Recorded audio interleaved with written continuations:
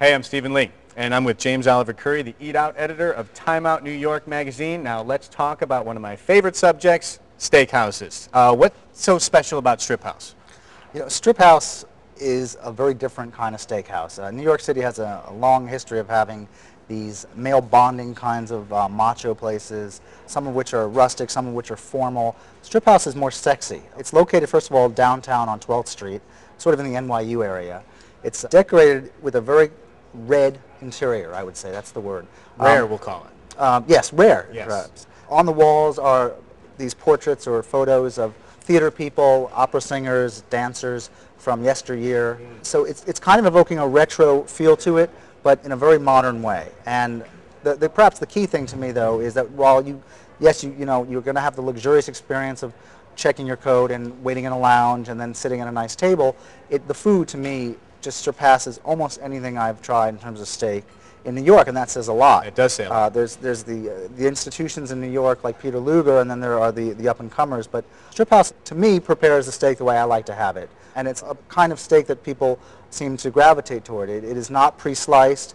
It's slightly charred on the outside. He's using a pepper rub, so there's a little bit of a kick to it, if you will. Yeah, there's a kick to it. My favorite. And I found that when you order in a large group, for example, the people who ordered it rare will get it rare, the people who ordered it medium will get it medium, and then they'll all arrive at the same time, hot, consistently time and again. Let's talk about the appetizers. I'm a purist. Is this one of those steakhouses that you're going to get those very typical shrimp cocktail? Yes, you are going to be able to get the classics. Ordering anything that's too filling is just going to take away room from the steak, which is where what you want to be eating. STRIPHOUSE has all the classics, extremely generous portions all around. Since you compared it to some of the classic steakhouses around in the city, do the prices compare as well?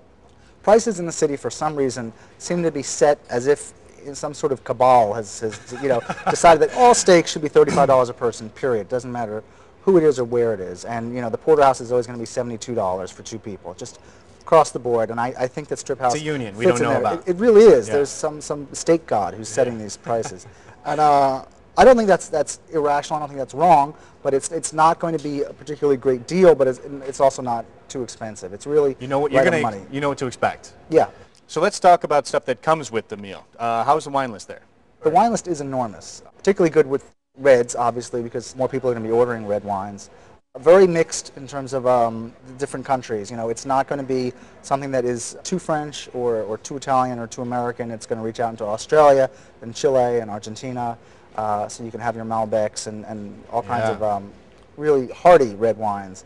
And from my experience, the sommeliers there will be able to guide you towards the best bottle or glass for you as well. Is it a busy restaurant? Is it a place you're going to have to call in ahead of time to get a table?